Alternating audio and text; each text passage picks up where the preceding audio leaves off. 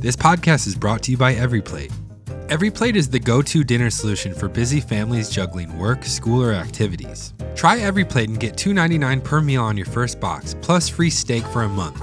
Go to everyplate.com/podcast and use code GASSTEAK to claim your offer. That's code GASSTEAK at everyplate.com/podcast to get $2.99 per meal on your first box, plus free steak for a month. Offers vary by plan. One free 10-ounce serving of steak per box for 4 weeks with active subscription. Ditch the dinner time dilemmas with EveryPlate.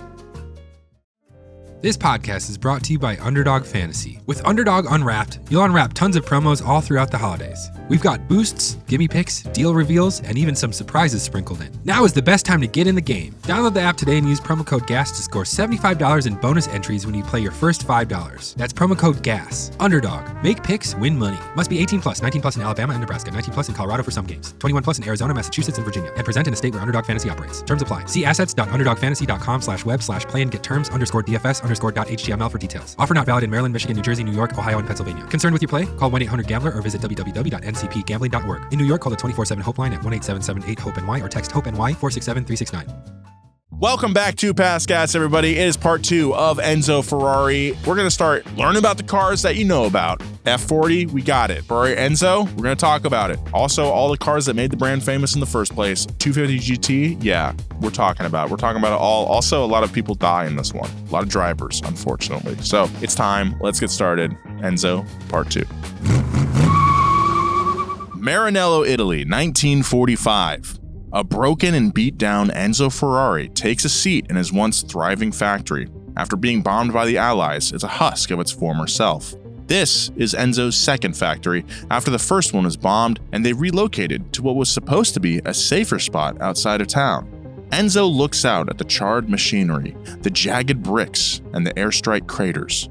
It's a huge loss to a man who prioritizes work and his business over everything else. But the war is over. There's nothing left to do but rebuild. Instead of wallowing in misery and throwing up the white flag, Enzo is formulating a plan. No longer forced to produce engines for the war machine, he is free to spend all of his time and energy doing what he wants, making race cars. He takes one last look at the rubble, puts his hat on, and walks away. In the end times, Enzo found a new beginning. How did Enzo Ferrari find his footing in post-war Italy? What was his first breakthrough car? And how did he make his name synonymous with speed, luxury, and Italian pride? This is the Past Gas Season 1 finale, Ferrari Part 2.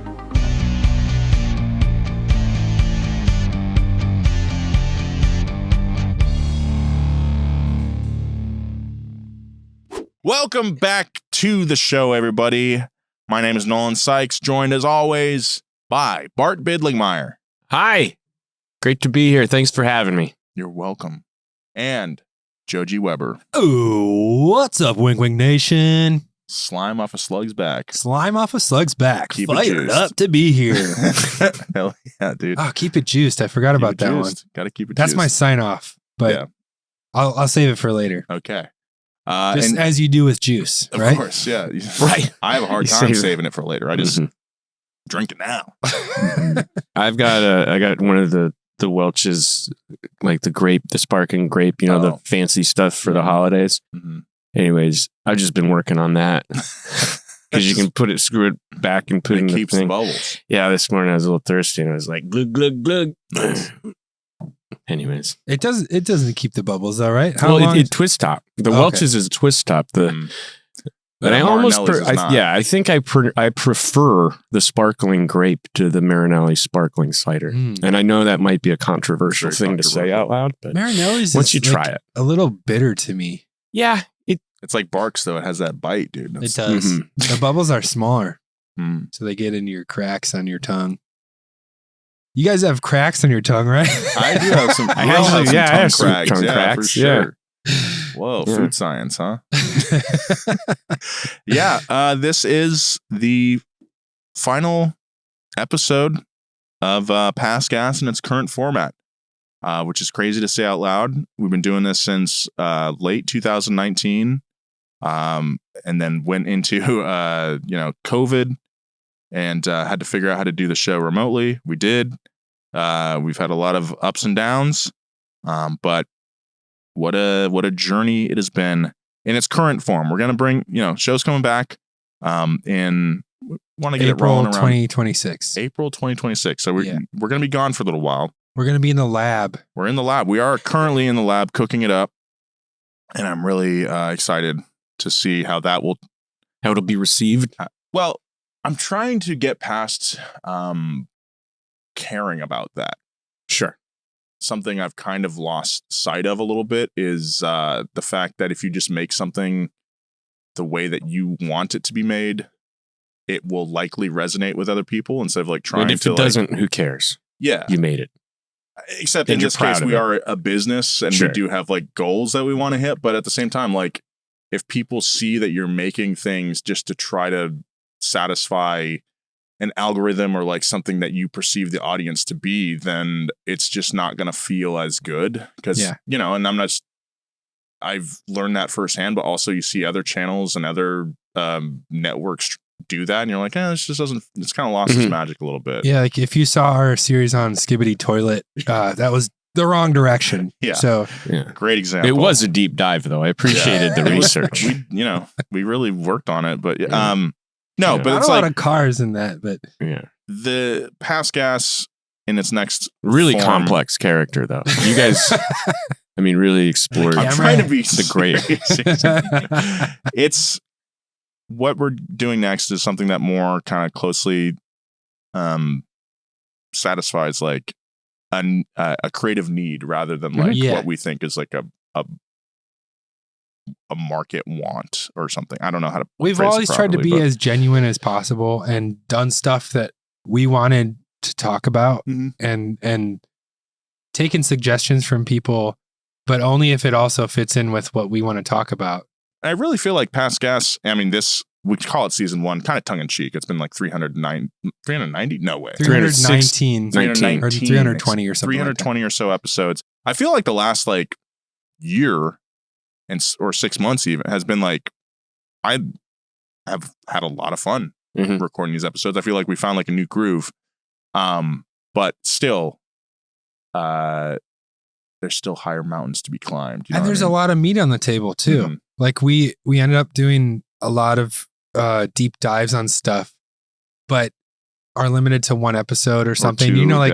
And there's stuff that we don't talk about because there'd be too much backstory that we have to explain. And so it's kind of relegated to like one paragraph or something when in reality, like that paragraph could be stretched into half an episode because it's so interesting. Right. And so what we're doing with this, it's like the difference between the Rankin Bass Lord of the Rings and Peter Jackson's Lord of the Rings. Is that the animated one? Yeah. Yeah, exactly. Fresh meat. Meat's on the table, boys. Anyways. But with this new format, what we get to do is explore like the whole scene, which paints a much better picture of like the whole thing. Because out of context, you might be like, Yanko, as a dealership that put big engines in, but like what you don't realize is like that was innovative for the time. We're not doing Yanko. It's maybe season 2 if you guys want. But what we're talking about is the whole context that led up to some of the coolest moments in motorsport and in cars and in, like all these cultures converging at one point. And I feel like the golden era of JDM is like a really cool season to start off with. Because the arc is insane. It starts post World War II and it goes all the way up until the early 2000s. Yeah, we've already started. I say we, our amazing writer, Anthony, has been working on that. We have 2 scripts done. Reading through them, I'm like, oh yeah, this is it right here. So anyway, enough future talk. We still have to finish the story on Enzo Ferrari. When we left him, he was not in a good spot. He was in an interesting spot. He had kind of hedged all of his bets.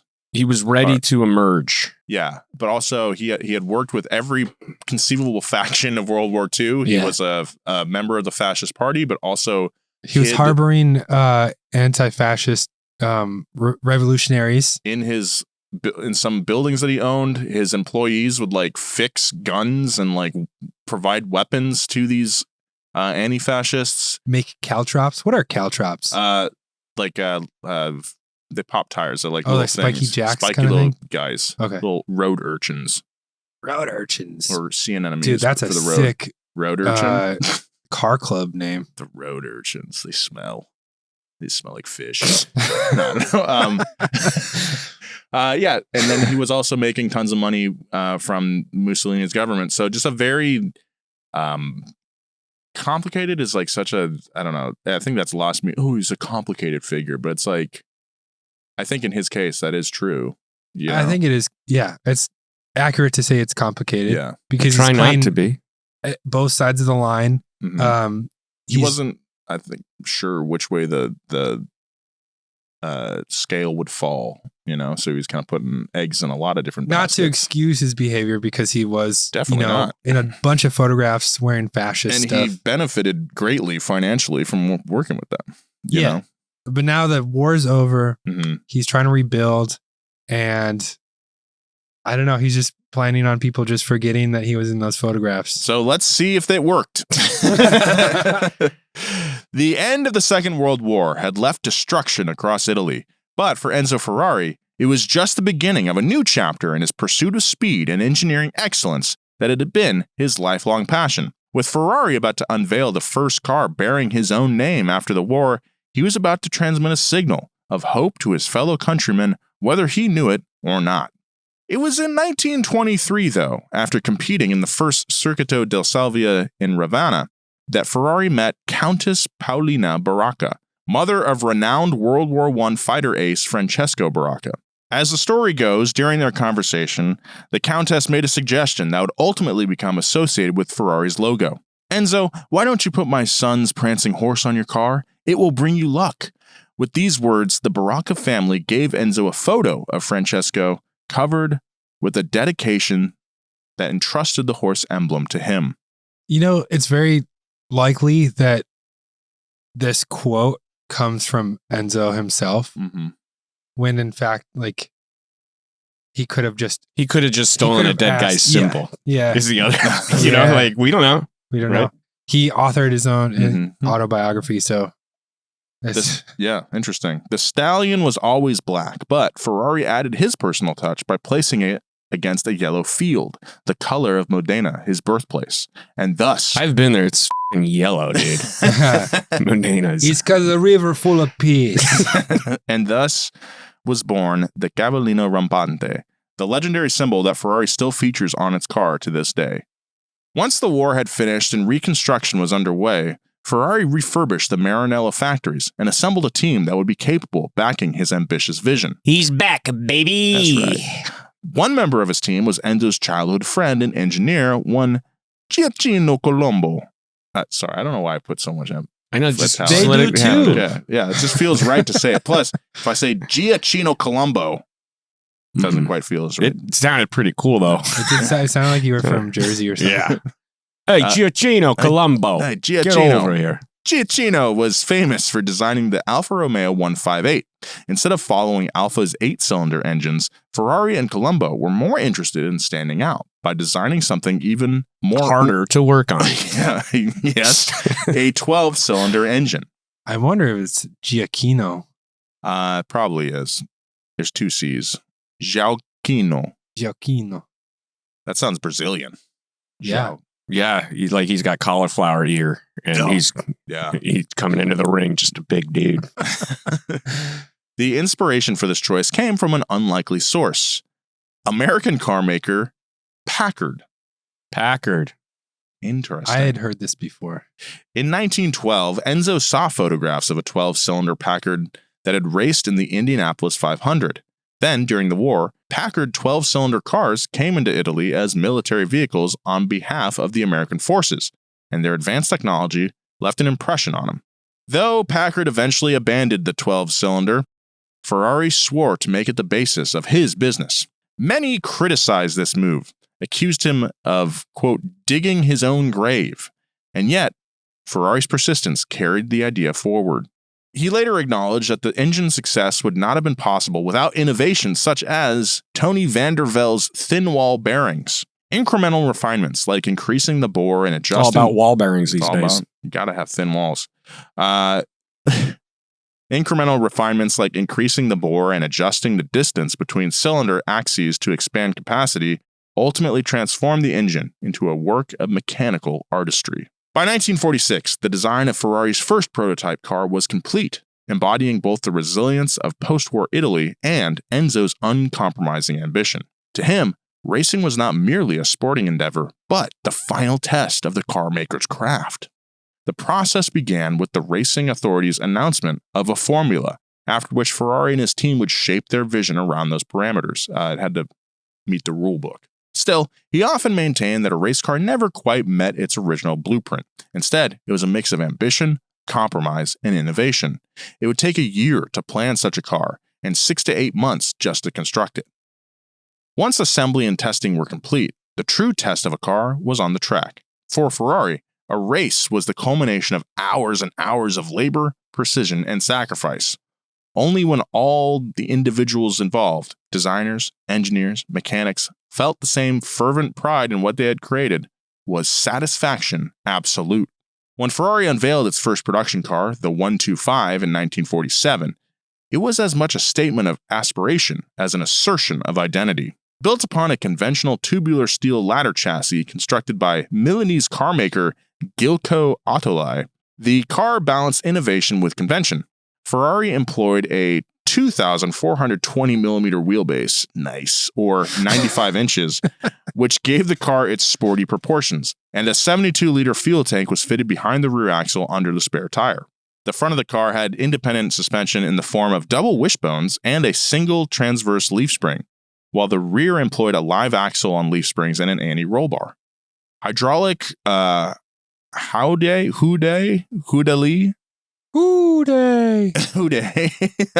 Hoodalee, I'm just going to say it like that, shock absorbers were installed at all four corners, with braking being done through a single circuit system powering drum brakes. The car sat on 15-inch English-made Rudge Whitworth wire wheels. That's hard to say. Yeah, you can't even get the English words on this one. That's like Ruth's Chris Steakhouse. Ruth's Chris ass wheels. 5 inches wide at the front and 6 inches wide at the rear, originally wrapped in Pirelli rubber. I love just thinking about Rudge. Just how shitty wheels were. I mean, just like the fact that any of these cars handled is... Yeah, it is actually astounding. Yeah, that any of these people survived. I mean, it's the wheels this fat. You just described it. This is how thick the wheel is. Yeah, it's 5 inch. Dude, I love your moon discs, by the way. Oh, thank you. That's awesome. Yeah, thanks, dude. They scratched the shit out of the wheels that I put them on, though. Oh no. Yeah, I didn't. I got moon discs, but they're not from Moon Eyes. Oh man, they were out of stock. They were out of stock, and I wanted them now. Yeah. And now I'm learning I made the wrong decision. There's only one. I got some from like Speedway, and they're like all metal, including like the things that keep it seated, and they just like. Oh man. I need to learn patience. I often make decisions where I'm like, I need this now. Yeah. And then it just fucks me. Yeah. You know? Yeah. You know what I did the other day? I added 3 items to my Amazon order from the grocery, and it came that same day. Because it's like if you order $25, you get same day delivery, and I was at 20. I haven't had an oven for the last 3 weeks because I got the bright idea to use my credit card points to buy Lowe's gift cards so I could buy an oven. I see. 4 days before Thanksgiving. Oh. They deliver it on Tuesday. It doesn't fit because I didn't measure anything. So then they have to take it back. Then once that's processed, they refund me on a gift card that is mailed to me. Yeah. Oh, geez. So then I can buy another proper oven. one and then wait for that to be delivered. Yes. So I bought 2 hot plates and an air fryer to cook for Thanksgiving. Okay. And it was miserable. My God. Did you just do a turkey breast then? Well, I didn't do the turkey. So I was like, okay, I see. I let everyone know. I was like, I can't do this. We did talk about this, but you didn't mention that you cooked on hot plates. I know, because I was embarrassed. This is a dumb foible. Dang. But So it was fine. I was like, I'll do Meanwhile, all the your circuit potatoes. breakers are just like, oh! I know. Yeah. But then I ate leftovers. I ate leftovers on Sunday, which is what, 3 days? Mm-hmm. And I got food poisoning for a week. Oh. You probably what happened was you had pooped before and wiped your butt and not washed your hands. So it wasn't chocolate sauce on my stuffing. Yeah. That makes sense. Total digression. I lived in one of the first houses I lived in LA was this townhouse. I lived with Eddie, lived on the first floor. And our house didn't come with an oven. We bought an oven and installed it, but didn't put the Teflon tape on the gas fitting. And every morning that is so dangerous. Yeah. Yeah. For many reasons. Yeah. And every morning for 3 weeks. You were filling your Eddie would come out and be like, bro, I got a terrible headache. Did you not smell it? No. You guys were just poisoning yourselves for how long? For 3 weeks. Good and Lord. then we're a bunch of Sylvia Plaths over here. Mm-hmm. What? What has changed? And right. Why are we suddenly getting headaches? Yeah. So I was we forgot to put the life. Right. Right. And you guys fart so much beforehand that it already smelled like we eggs. Also the place we were stoked with we spent all of our money on rent. Mm-hmm. And didn't have any money to furnish, to buy tape, to buy tape or any furniture. Mm-hmm. So for months we just had a rug in the living room and a TV on the floor. And then finally James gave us his couch, that big leather couch, couch that was in the second story of the pool house he was living in.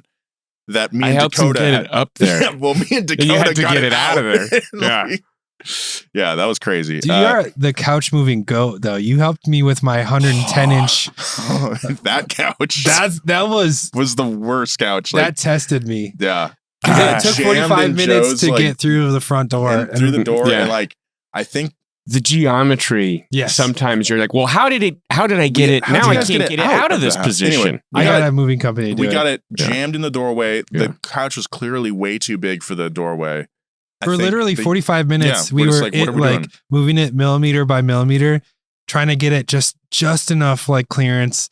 And then the universe was like, okay, these guys have had enough. And I think the atoms of the couch phased through the atoms of the wall. There's have you guys ever read Dirk Gently's Holistic Detective Agency? No. There's a part about there's a plot point about how the couch got into a position that it couldn't get out of. Okay. And it involves space-time. Very much. It's a good bit. We got it in. We've all been there.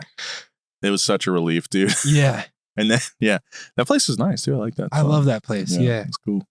I wish I could have been a bachelor for just a little bit longer. It was a cool spot. Well, you did get a second chance, right?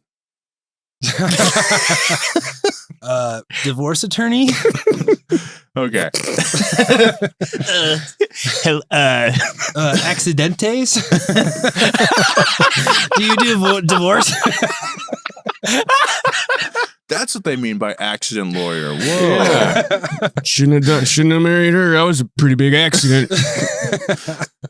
At the heart of the 125 was its most defining feature, a brand new 60-degree V12 engine. Designed by Gioacchino Colombo with contributions from Giuseppe Busso and Luigi Bazzi, the unit embodied Ferrari's aspiration to set itself apart from its competitors. Sometimes you sound like an elegant Italian, and sometimes you sound like a brutish. I just ride the line, dude. Whatever I'm feeling in that exact moment when I'm reading that name, that's what's going to come out. Sometimes you sound like Sebastian Maniscalco. And sometimes you're Luigi Bazzi. Constructed with a light alloy block and head, it had hemispherical combustion chambers. It's a Hemi. And a single chain-driven overhead. Cool, a Hemi?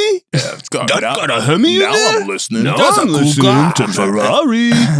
And a single chain-driven overhead camshaft for each bank. Overhead Hemi V12. Crazy. With a chain-driven cam. Well, that's just a timing chain. It's a timing chain. It's a diamond chain. It represented the cutting edge of post-war Italian engineering. It used a single spark plug per cylinder and twin Magneti Marelli magnetos for ignition. Wow, it had 2 magnetos. That's cool. A bore of 55 millimeters and a stroke of 52.5 for a total displacement of 1,496 cubic centimeters or 1.5 liters. So that's basically, I mean, it's almost square. Very close to square. And it's about 2 inches Mm-hmm. of a bore and stroke. So think about how small that engine actually is. 12 cylinders, 1.5 liters. It's a little guy. 2 versions of the engine were planned from the start. There was a sport engine and a touring engine. The sport version, designed for competition, employed a 9.5-to-1 compression ratio and 3 downdraft Weber 32 DCF carburetors to produce 118 horsepower at 6,800 RPM. The touring engine, on the other hand, dropped the compression ratio to 8-to-1 and had a single Weber carburetor, but never found its way into actual use. A single carb on a V12 sounds kind of doing a lot of work. Yeah. A third version, intended for Grand Prix racing, was also planned, though it was months away from production at the time that the 125 debuted. And that had 19 carburetors on it. The first 2 chassis to carry the new engine, the 01 and 02, were fitted with distinct bodywork designs, each revealing Ferrari's experimental spirit. Chassis 1 received a spider body built by Giuseppe Peretti. And that was the same one that was in Wild Wild West. Yeah. God damn it. Yes, a convertible marked by its integrated front wings. It had a softly contoured profile and short rounded tail. Cooling commandeered the front half of the car. A nose intake in the center was flanked by brake ducts beneath semi-flared headlights. We've seen this car. Mm-hmm. It's not the Peterson. The 125? Yes. Yeah. It's a little ugly with these vents. It is. Yeah, it is. It is. The vents are distracting. I'll say it. And a small horseshoe-shaped intake above the grille that supplied the carburetors via an aluminum snorkel. The hood also had louvers that assisted in cooling the engine. At the rear, a detachable panel allowed access to the spare wheel, fuel tank, and rear axle. Chassis number 2 took a decidedly different path. It was constructed by defunct Modena coach builder Carrozzeria Anzalone and possessed a cigar-shaped body with cycle wings, aka light minimalist fenders.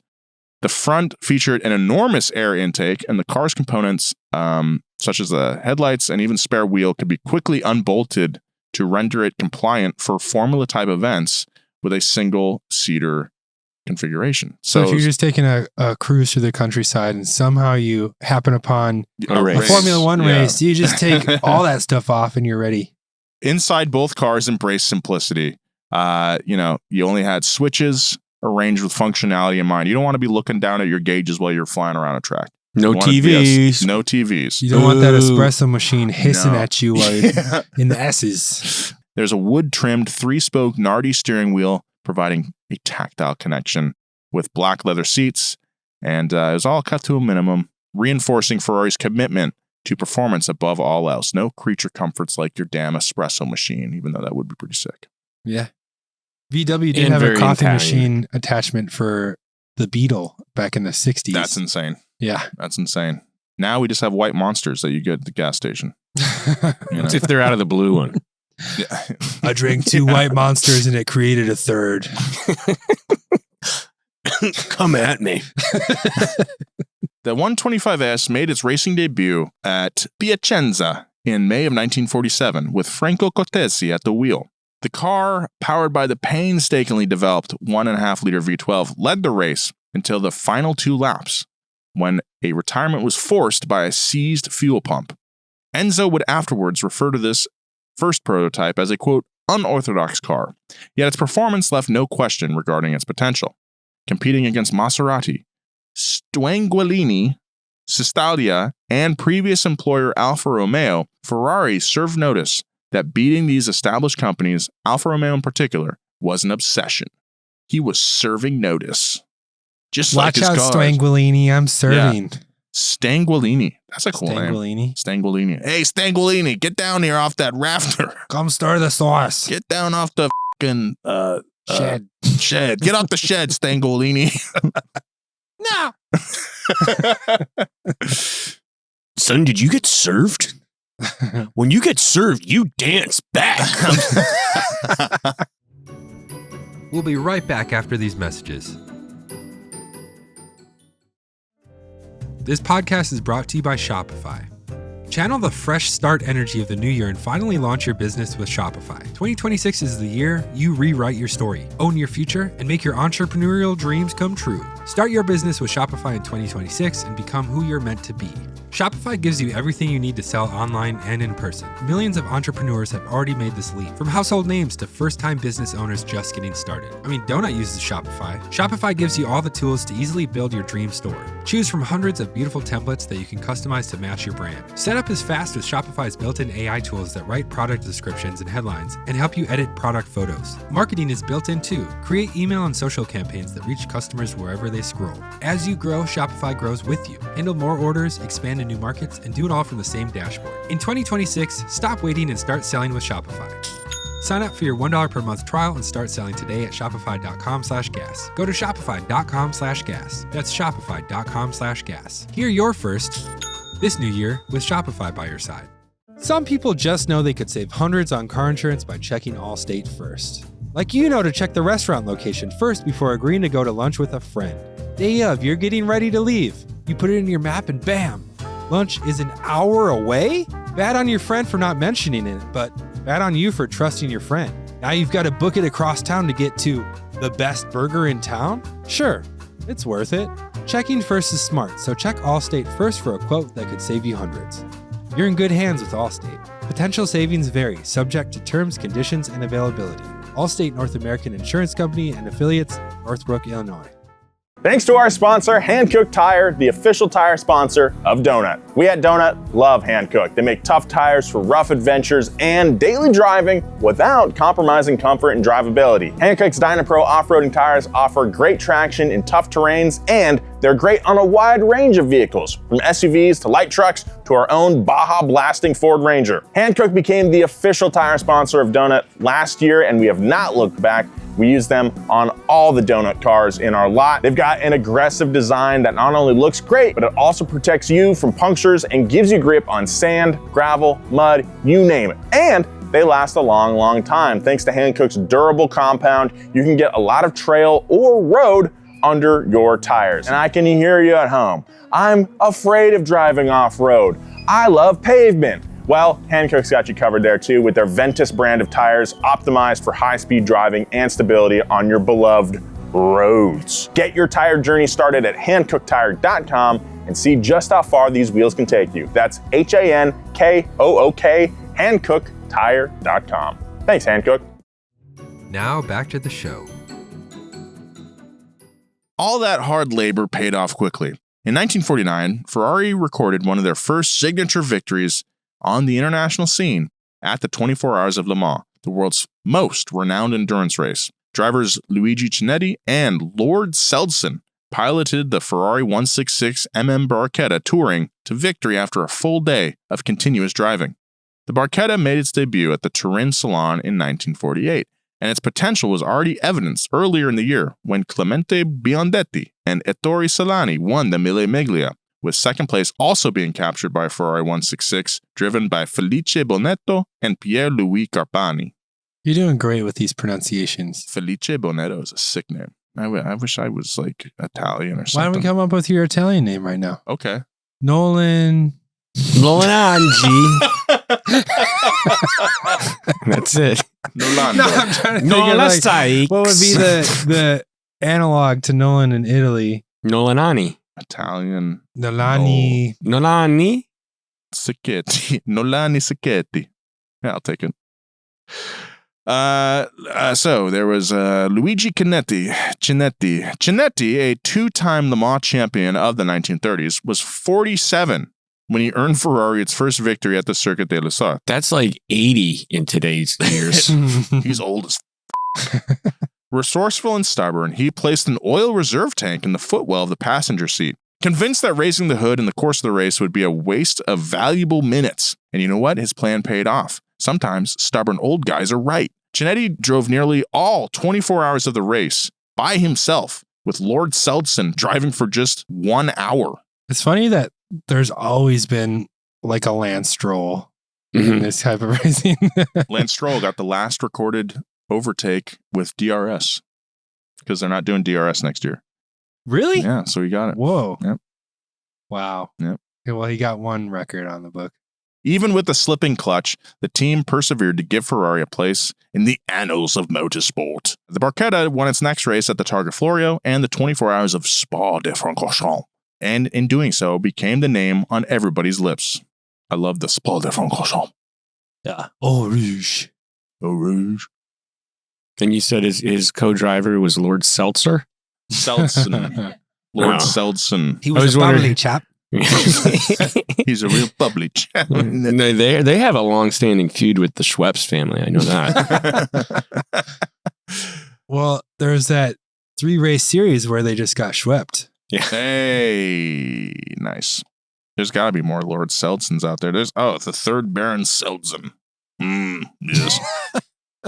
David Peter Bowie was Mitchell. offered lordship and turned it down because he was like, "That's not what I." Because he's like, look, if there's a war, I don't want to be one of the people we're sending into it. Because if we're all knights, that's who's doing the fighting. His name was Patrick William Malcolm Mitchell Thompson, the second Baron Seldson. Sounds like a frat going through the roster. So, amid these rising European successes came another milestone: Ferrari's victory in the grueling Carrera Panamericana of 1951, a 2,000-mile race across Mexico. Conceived to publicize the completion of the Mexican section of the Pan American Highway, the race mixed geopolitics with a good old-fashioned sporting event. Ferrari was represented by 2 cars, driven by Piero Taruffi and Luigi Chinetti in one, and Alberto Ascari and Gigi Villaresi in the other. Dude, this is like if they were like, hey, let's put Lewis Hamilton in this car and race it, like if he did Baja, basically. Not really, but like kind of. I mean, yeah. Sainz Sr. does off-road stuff. That's fair. At first, organizers questioned whether the Ferrari entries would even qualify, and Enzo himself was reluctant to invest this far from Italy. But the Italian Sports Center convinced him, citing the necessity of exposure in the profitable American market. The car chosen was the 212 Inter, Ferrari's most advanced model to date. With a 102-inch wheelbase, the chassis could accommodate a second rear seat, a necessity for the Carrera's regulations. Built on an X-brace tubular frame, the car featured independent front suspension and a live rear axle, with 2 variants, one with leaf springs and another with radius rods. Interesting. So, under the hood was Colombo's biggest V12 yet, bored out and stroked out to 68 by 58.8 millimeters for a nice 2.5 liters of displacement, and it produced 130 horsepower at 6,000 RPM. From 1951 to 53, Ferrari produced 78 examples of the 212 Inter, which qualified the vehicle for the Carrera's volume production category. Most chassis were coach-built by high-end Italian body builders Vignale, Ghia, and Pininfarina. Those are my 2 favorite Italian bodybuilders. Big guys. In the Carrera, Enzo and chief engineer Aurelio Lampredi commissioned one Alfredo Vignale to design a special 2-in-2 enclosed notchback body. Adding the requirements of the race, the Vignale version had a slightly more raised roofline to provide more headroom for the rear seat riders. So you're rolling 4 deep, rolling through Mexico. I don't think they had 4 drivers in there. I think it was just for homologation. But the 911 also raced in this. Oh yeah. Or no, it didn't. Later it did. I think it did at some point for sure. Because it's named after the Carrera Panamericana. Well, regardless, Joe, the gamble paid off. On the mixed surfaces and long straights of Mexico, Ferrari's 212 Inters stunned competitors by reaching speeds exceeding 120 miles per hour. Dude, I just read about this sea snail that stuns its prey by shooting insulin into the water.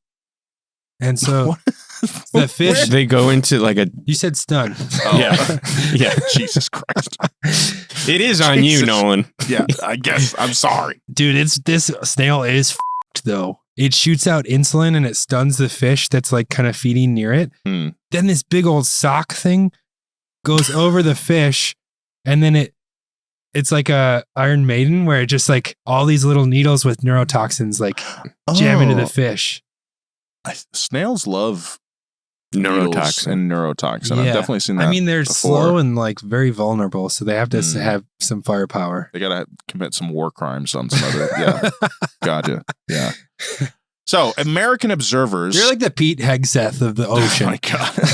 American observers, skeptical of Italian machinery on open roads, were forced to reevaluate, as Ferrari's cars not only held their own, but dominated this damn race. Financially, the race proved worthwhile as well. Ferrari's teams grossed $37,000, or about $450,000 in today's money in winnings, while the two Carreras were not only sold locally for $17,000 each, which is $200K today, more importantly, the event signals Ferrari's arrival on the global stage, not only as a competitor in Europe, but as a brand destined to capture the imagination and the wallets of international customers. All right, you've captured my wallet. Give me a Ferrari. Now you've got my cash.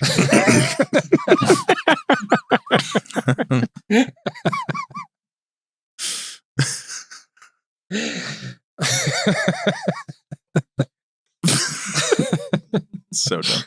Okay. I'm very happy with that. Just the two of them together. It's like this dude. I love thinking of a Two guy. C+ jokes in a row makes an A+ joke.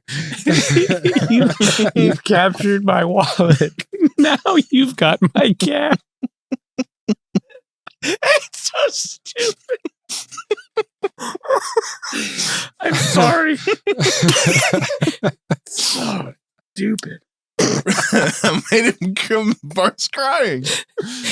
All right. Just because I thought shit. about something sad. Let's go It's on. great. No, that's what I'm very proud of that now. Yes. So dumb. The early 50s were pivotal years for Ferrari as the company transformed from an ambitious newcomer to a dominant force on the international stage. In 1951, Ferrari secured its first F1 Championship Grand Prix victory, a landmark achievement that symbolized Enzo's determination to challenge the giants of the sport. In the following year, Alberto Ascari secured another win, confirming that Ferrari was not a one-race wonder, but a strong contender to the highest honors in motor racing. Ferrari's growing prominence inevitably drew sharper competition from rivals. Alfa Romeo, Enzo's former employer and most personal adversary, remained a formidable force, while Mercedes-Benz re-entered racing with increasing strength. If you want to know the process of why they had to re-enter racing, check out our Mercedes episode. And they also worked with the Nazis as well. Yeah. Ferrari's symbolic breakthrough came at the 1951 British Grand Prix at Silverstone, when Jose Frolian Gonzalez in a Ferrari 375 held off Alfa's drivers to take victory. I really like the look of the 375. I think that's when it starts really just solidifying the shape. That's really, ooh yeah. Just like, so, yeah. nothing above the belt line. Yeah. For Enzo, this moment was bittersweet. Quote, "I feel like I've killed my own mother," he famously remarked, acknowledging the emotional complexity of surpassing the company where his own career had begun. I probably would have worded it differently. Yeah. Well, yeah, but if you remember from the last episode, he actually killed his own mother. Oh, yeah. So he knows how that feels. Yet, 1952 was remembered for more than Ferrari's successes in Formula One. I saw a tweet that said, man, imagine how hot Freud's mother must have been. 1952 was remembered for more than Ferrari's successes in F1. It was the year the company introduced one of its most iconic creations, the V12-powered, Pininfarina-designed 250 GT. This model would come to define Ferrari's dual identity as both a racing powerhouse and a manufacturer of luxury road cars. Its impact was immediate and profound. The 250 GT dominated endurance racing like the Mille Miglia and the 24 Hours of Le Mans, as well as becoming one of Ferrari's first commercial successes. In its production lifetime, Ferrari built 1,317 road-going cars and 231 competition spec cars, establishing the 250 GT as both a technological benchmark and a financial cornerstone for the firm. Determined to keep the momentum, Ferrari turned to Aurelio Lambredi to develop the Type 375. With a stiffer frame, longer wheelbase for balance, more aerodynamic bodywork, and improved Weber carburetors, the car represented Ferrari's most advanced single-seater yet. Speaking of international recognition, Enzo boldly entered the Indy 500. I was like, why do I know Lampretti? It's the V12 was named after Lampretti, so it's the Lampretti V12. That name sounded familiar. The attempt captured global attention thanks to the publicity efforts of journalist Bill Quinn, who emphasized Ferrari's daring entry with a 4.6-liter single-seater. Finally, a normal name, right? Bill Quinn. Although Alberto Ascari qualified with 4 nearly identical laps, a fractured rear wheel hub forced a retirement. Despite the disappointment, Ferrari's presence at Indy fueled American enthusiasm for the brand and cemented its reputation as an international competitor. That's such a dumb reason to DNF. Yeah. Like a wheel hub, how often does that break? We only brought 4. We only brought 4. We only got 4 of these things. Shipping's what do you want me to expensive. do? And we're in Indiana. Where are they going to make steel around here? But triumph was soon tempered by tragedy. In 1955, Ferrari's star driver, Alberto Ascari, who was already the winner of 13 races for the team, crashed at Monaco. Leading the race and with 9 laps to go, he skidded into the harbor in a dramatic accident. Miraculously, he survived with only minor injuries. Because he went into the water before you go into the tunnel. Mm-hmm.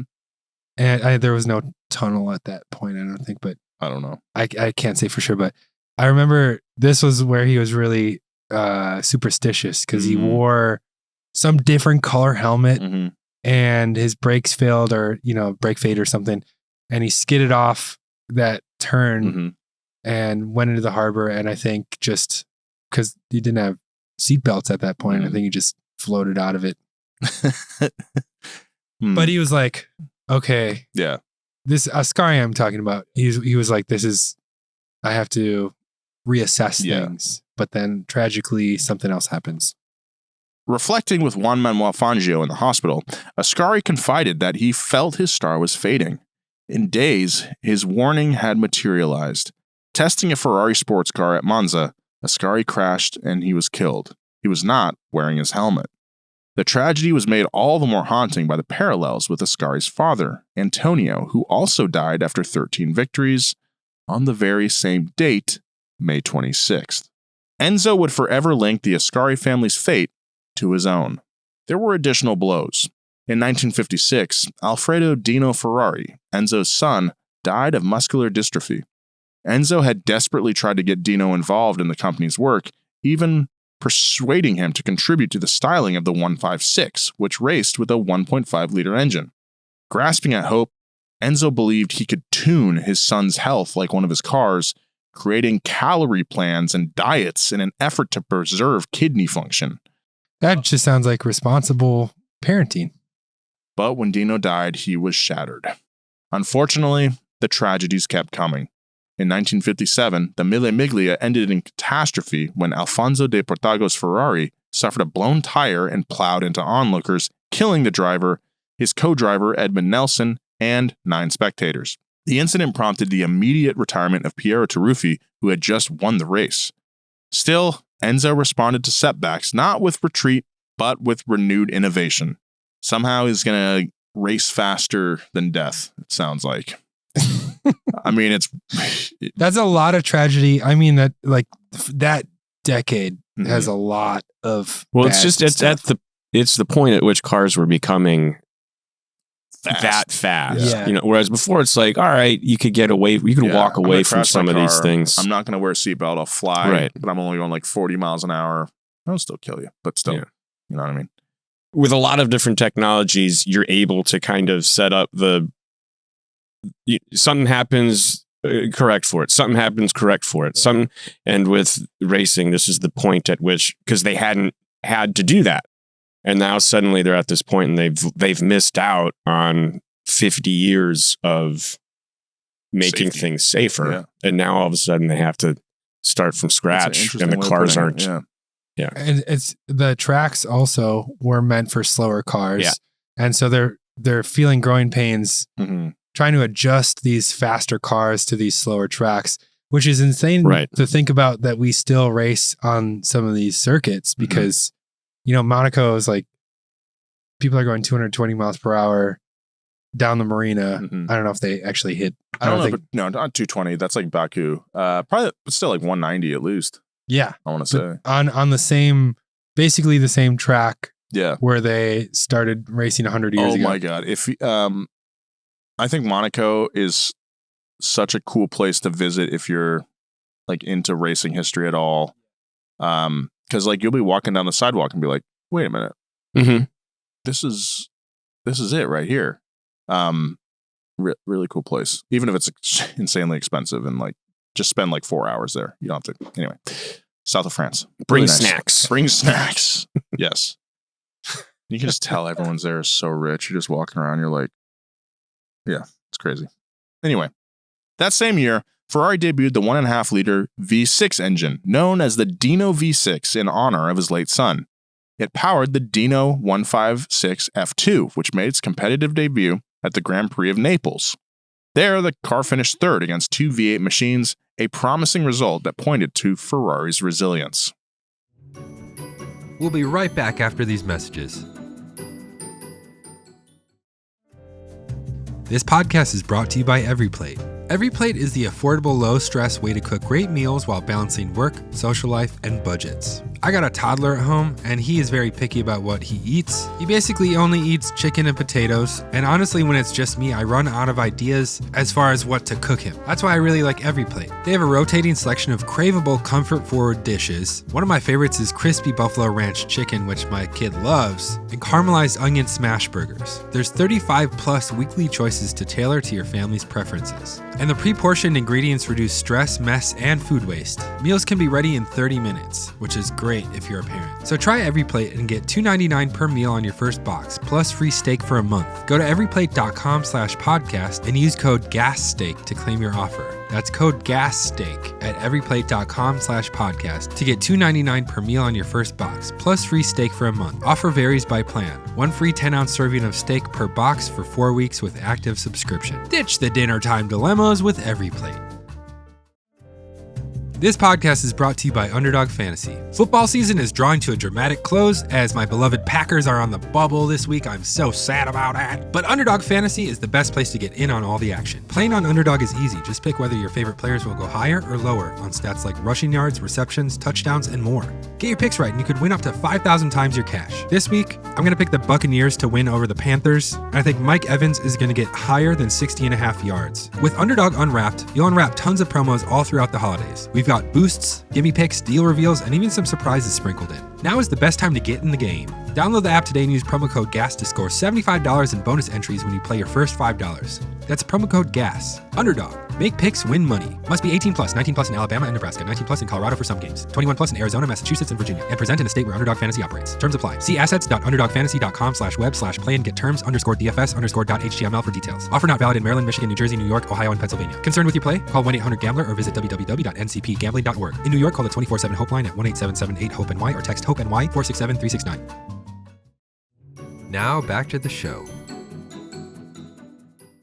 No longer chasing Alfa Romeo's or Mercedes-Benz's output, Ferrari was now the standard by which all others were measured. The company had endured hardship, heartbreak, and tragedy, and emerged on the other side stronger. And heartburn.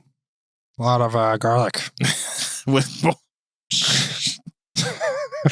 both its race cars and road cars commanding the respect and envy of the world, Enzo Ferrari found himself becoming a symbol of Italian ambition and a celebrity in his own right. He was a man who was feared and admired by the world and nicknamed Il Commendatore. With his dark glasses, restrained demeanor, and commanding presence, he was the embodiment of success, having built a company from the post-war rubble into an international colossus. Love saying that word. Ferrari established his consumer business to fund racing endeavors, which in turn helped boost sales on the consumer side. Every Ferrari that won on the track could be bought in a showroom, or at least a similar version. Ferrari tested his cars relentlessly, in competition, but also on test tracks, to remain in front. His obsession later culminated in the construction of the Fiorano test track, a stone's throw away from the Maranello factory. There, engineers and test drivers could push prototypes to their limits in safety, so that every Ferrari bore the mark of racing tradition. Enzo even controlled his own public image, publishing the Enzo Ferrari story in 1964 to present himself in a mythical way that he was able to control. Behind the myth was a ruthless manager. Ferrari was famously inclined to play his drivers against each other, having believed that internal competition brought out the best in men. The strategy brought victories, but at a very human cost.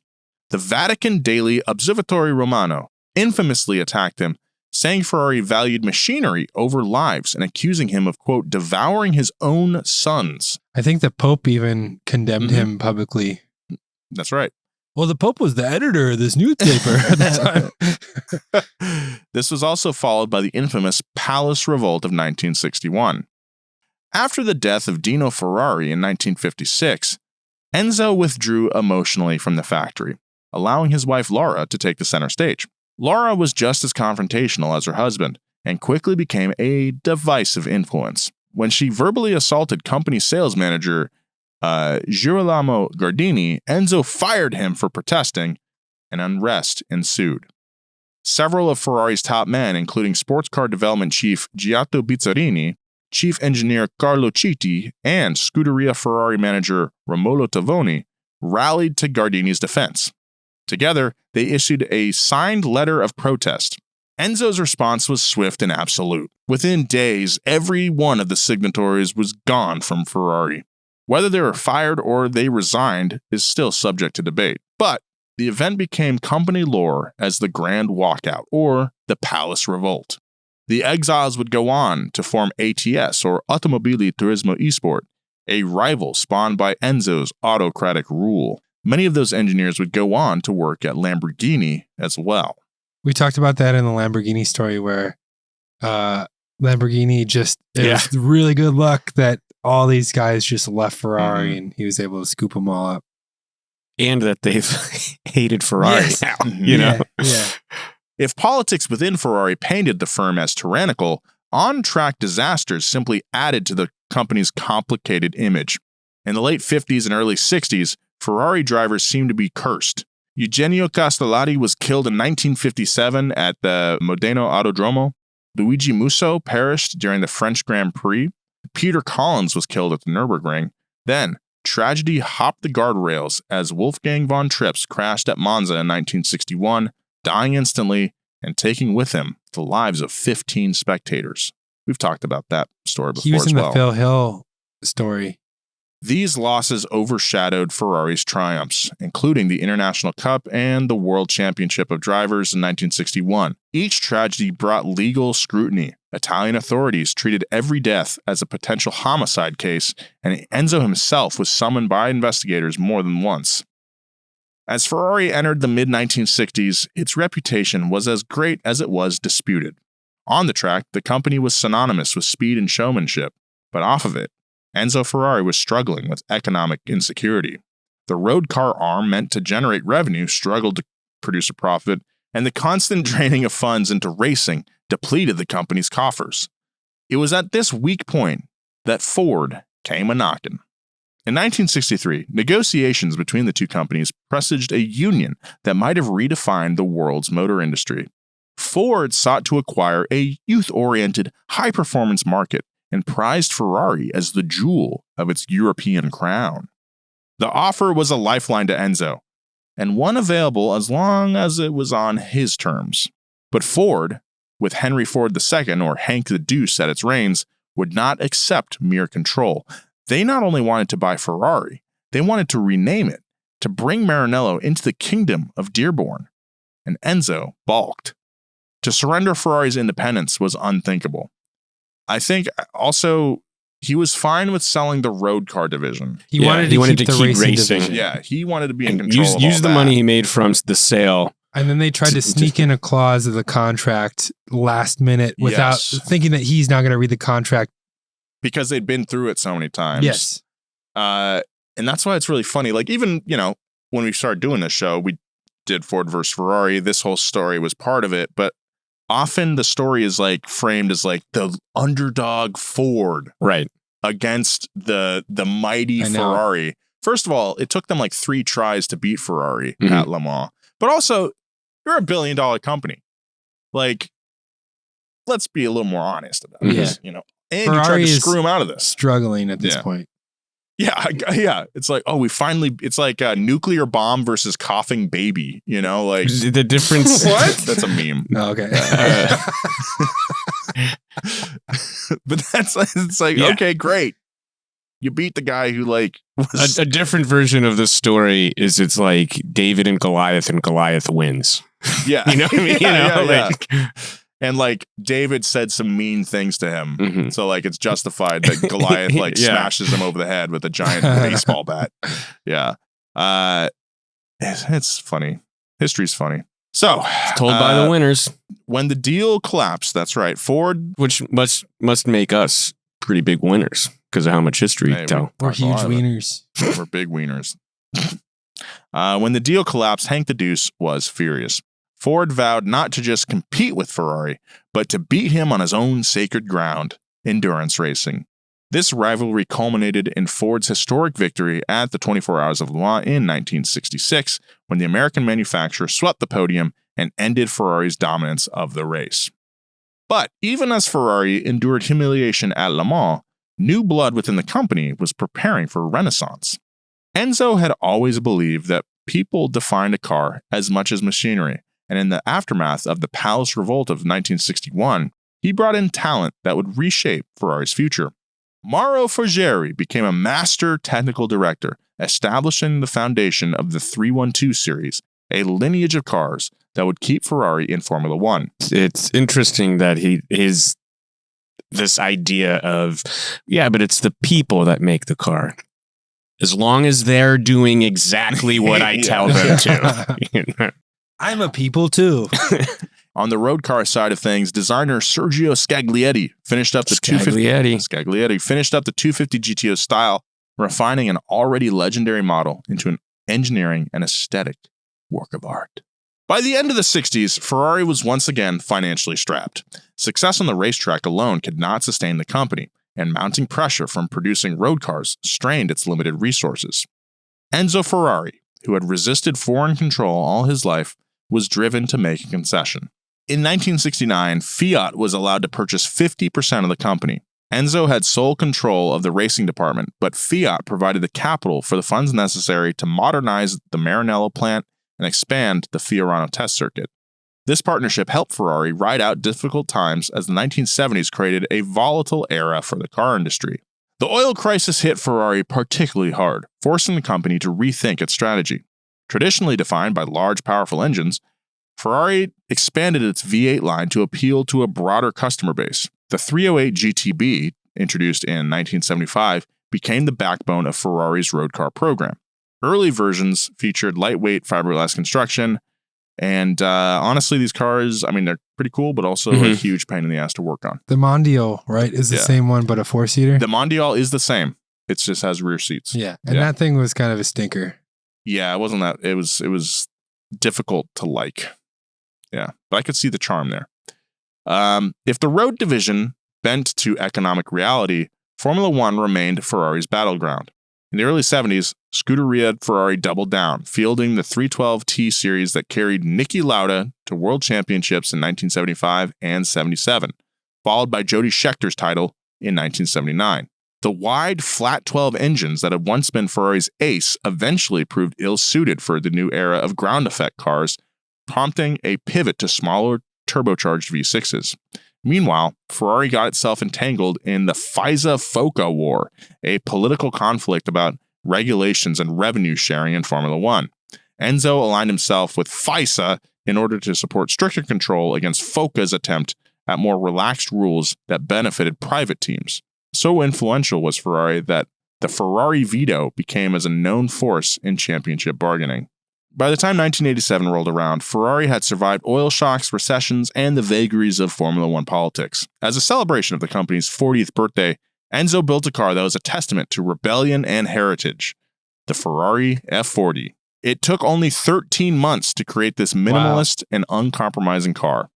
Its tubular steel chassis was wrapped in Kevlar, carbon fiber, and aluminum honeycomb panels. It featured minimalist floor plans, pull cord door releases, and fixed bucket seats to reinforce its status as a road-going race car. It was the first Ferrari to hit 200 miles per hour and the final car designed under Enzo Ferrari's stewardship. Enzo died on August 14th, 1988, at the age of 90. The F40, which was launched the year before, was a reflection of his dream. Fans queued up to buy what most believe would be the last true Ferrari, with Fiat now owning 90% of the company. There was a concern that Ferrari would cease to exist as a racing brand and become a luxury badge. The real watershed came in 1991 when Luca Cordera de Montezemolo became president of Ferrari. An Enzo protege, Montezemolo brought new strategy and discipline to Ferrari. Montezemolo professionalized the F1 program by employing one Jean Todt, Michael Schumacher, Ross Brawn, and Rory Byrne, and by building one of racing's all-time great teams.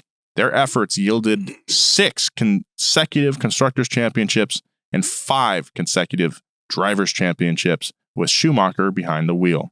Montezemolo also brought Ferrari road cars back to life. The F355 and 550 Maranello restored honor to the range, but it was the 360 Modena that brought an aluminum space frame that made Ferraris lighter and more responsive.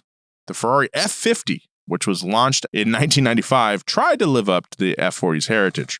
Designed by Pininfarina, it carried a 4.7-liter V12 derived directly from Ferrari's F1 program, with a chassis rooted in F1 tech as well. Only 349 of these cars were produced, making it far rarer than the F40. Though critics at the time dismissed it for lacking the raw edge of its predecessor, especially as the McLaren F1 seized the supercar spotlight, the F50 has since earned cult admiration among collectors. Even more so than the founder tribute was the Ferrari Enzo, featuring carbon ceramic brakes on a Ferrari road car for the first time, that F1-derived aerodynamics, and a 6-liter V12. It was the brand's distillation of racing tech and road-going passion. I would love to drive an Enzo real bad. Montezemolo also broadened Ferrari's influence by overseeing Maserati's production from 1997 to 2005, strengthening synergies between the two companies. We love when we strengthen synergies. Yeah. I love it. Synergies. I like what you're saying. I'm going to check back. I'll circle back on that for I'm you. bullish on synergies. It's important, and it's important that we align on I'm this. so aligned. Yeah. I'm synergized right now, dude. Straight up. Okay. Much of Ferrari's dominance in this period was owed to relentless development and testing at Fiorano. By the start of the 21st century, Ferrari had not only survived recessions, oil embargoes, and the death of its founder, but had emerged even more powerful by managing its dual role as a racing legend and manufacturer of some of the world's most desirable sports cars. In October 2015, Ferrari went public on the New York Stock Exchange, later listing its shares on the Milan Borsa.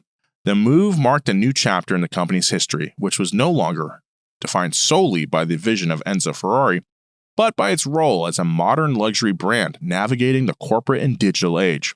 From the outset, Ferrari's leadership made its strategy clear. Exclusivity would be its greatest asset.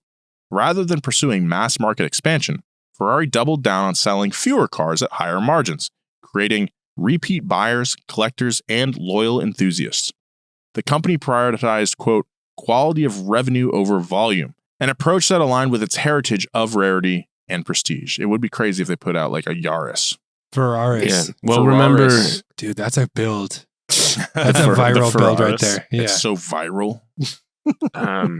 Around the same time, Ferrari began preparing for the electric age. In 2013, it introduced the LaFerrari, its first hybrid supercar. Ferrari LaFerrari. Which it is silly. Which but I think I like whenever I have to say it that way. It's so fun. It's not a LaFerrari to me. It's the Ferrari LaFerrari. Mm-hmm. Which combined a V12 with a high-tech electric motor system. There's also the SF90 Stradale, released some years later, which evolved on the formula by combining a twin-turbo V8 with 3 electric motors to develop a new generation of plug-in hybrid supercar. Ferrari also invested heavily in internal electrification capacity, battery R&D alliances, and e-axle assembly facilities. Doing so positioned itself for a portfolio that will ultimately include fully electric vehicles, as well as SUVs like the Bit of Sangue, which pureblood, kind of weird. In this economy? To name a car that. In this political? Yeah, kind of strange. For a company so committed to the sound and feel of combustion engines, this transition was as much cultural as it was technological. Ferrari's embrace of hybridization extended from the road to the track. The 2014 introduction of the 1.6-liter V6 turbo hybrid power units radically changed the landscape of F1. They still don't sound very cool. The hybrid era has both been a challenge and opportunity for Ferrari. F1 setbacks and regulatory controversies tested the brand, while endurance racing triumphs and groundbreaking road cars demonstrated its capacity for reinvention. Looking at Ferrari's history, this period will likely be remembered as another transitionary time in which the company learned and grew, a turning point towards whatever innovations will define the next chapter of the Prancing Horse. What's the Italian name for the Prancing Horse? The Like Cavallini Rampante. Rampante Caballero. Rampante. The Cavallino Rampante, Cavallino. the Prancing Horse. Cavallino Rampante. May he rampante for years to come. Yes, sir. Wow. Is that Crazy Horse? Like rampant? Same reason? Rampante. I don't know. Maybe. Or like ramping up. Yeah, I think it has a different meaning than prancing. He's you know, doing like the a dancing quarter pipe Yeah, ramp. maybe it's the He's doing a sick like nose grind Sick, on yeah. the coping, dude. Yeah. Woo, wow, what a story. Enzo Ferrari, what a brand. You know, I think what was it? I think Jeremy Clarkson, or he made this famous anyway, but it's like when the race cars or when F1's not doing that hot, the road cars are really good, and Mhm. vice versa. And I think we're kind of in that period right now. Because like, dude, I saw one of those SF90s in Beverly Hills. I think it was the slatted rear. dude, so Yeah. I think that's the SP3 Daytona. Yes. That one, dude. So fucking cool. And looks Yeah. in like really good in Yeah. dark green. Oh, Yeah. I like that. Yeah. All right, wow, guys, it's thank got a you so patina much. on it, Nolan. What if I told you that? Whoa, dude. 1.6 liter.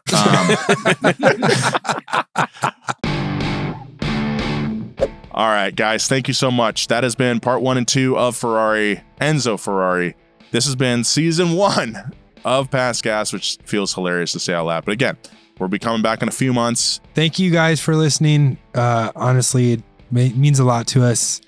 You guys are the reason that we do this, and you're the reason that we're going to bring it back. So That's stay right. tuned. We're stoked about it. And I mean, I think, like I said, like that's why I want to make stuff, is to be stoked about it, Yeah. you know, and hopefully you guys like it as well. I'm so stoked that Bart could come back. Yeah, it's been fun. I Last year. like hanging out with you guys. Yeah. Us too. Thanks for being here. Yeah, happy to be here. Thanks for having me. All right. My name is Nolan Sykes. Bart Bidlingmeyer. Follow him at Bidsbardo. Follow Joe at Joe G. Weber. Keep it juiced. Thanks to our writer this week, Anthony Harden Jr.